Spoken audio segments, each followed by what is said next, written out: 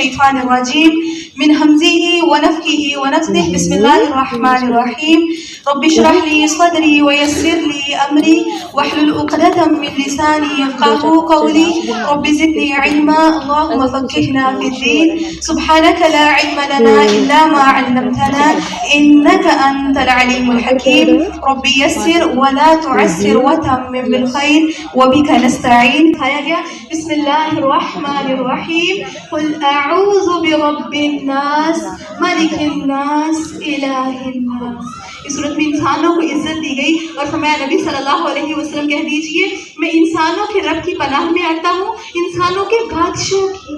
اس رب کو اس بندے کو کوئی نقصان پہنچا سکتا ہے جو اپنے رب کی پناہ میں آ جائے, جو اپنے الہ کی پناہ میں آ جائے, جو الہ الناس. جب ہم کہتے ہیں کہ اے لوگوں کے رب, لوگوں کے معبود, تو سوچئے کیا وہ رب پناہ نہیں دیتا؟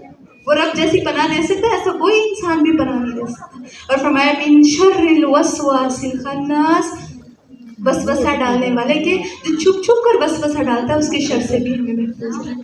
دیکھیں شیطان ایک تو باہری چیز پہ ہم نے دیکھا کہ اٹیک ہوتا ہے تو وہ انسان کرتا ہے کسی بھی طریقے سے کرتا ہے, لیکن جو انسان کو اندر سے چیز کھوکھلی کرتی ہے وہ کیا چیز ہے؟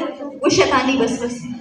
انسان کا ایمان کمزور کرنے کے لیے شیطان وسوسے ڈالتا ہے, اور کس حد تک ڈالتا ہے کہ انسان کے مرتے دم تک وسوسے ڈالتا ہے تاکہ کسی طریقے انسان کا ایمان کمزور ہو جائے. اور فرمایا الذی یوسوس فی صدور الناس من الجنۃ والناس, اس چیز کے شر سے جو لوگوں کے دلوں میں وسوسے ڈالتا ہے, خواہ وہ جنوں میں سے ہو یا انسانوں میں سے ہو. یہاں پر ایک بات جو بہت اہم ہے وہ یہ ہے کہ کسی بھی انسان پر باہر کی کوئی بھی چیز, خواہ وہ انسان ہے یا وہ شیطان ہے, کوئی بھی چیز حملہ آور ہو نہیں سکتی یا اس کو نقصان پہنچا نہیں سکتی جب تک وہ اللہ کے قریب ہے. جیسے جیسے انسان غفلت کرنا شروع کرتا ہے اور اللہ سے دور ہونا شروع ہو جاتا ہے اس پر یہ ساری چیزیں حاوی ہونا شروع ہو جاتی ہیں, کیونکہ اللہ رب العالمین نے خود ہی فرمایا وَمَن يَعْشُ عَن ذِكْرِ الرَّحْمَنِ نُقَيِّضْ لَهُ شَيْطَانًا فَهُوَ لَهُ قَرِينٌ.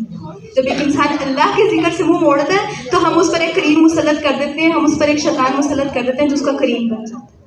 تو اپنے آپ کو اللہ سے جتنا جوڑے رکھیں گے, اپنے آپ کو جتنا قرآن کے ساتھ جوڑے رکھیں گے, اتنے ہی ہم ہر قسم کے شر سے, خواہ وہ جہنم ہے, خواہ وہ شیطان ہے, خواہ وہ ہمارا اپنا نفس ہے, خواہ وہ لوگ ہیں, انسان کو کوئی بھی چیز نقصان نہیں پہنچا سکتی. اللہ تعالیٰ سے دعا ہے کہ اللہ رب العالمین ہم سب کو دین کی سمجھ عطا فرمائے اور دین پر استقامت عطا فرمائے.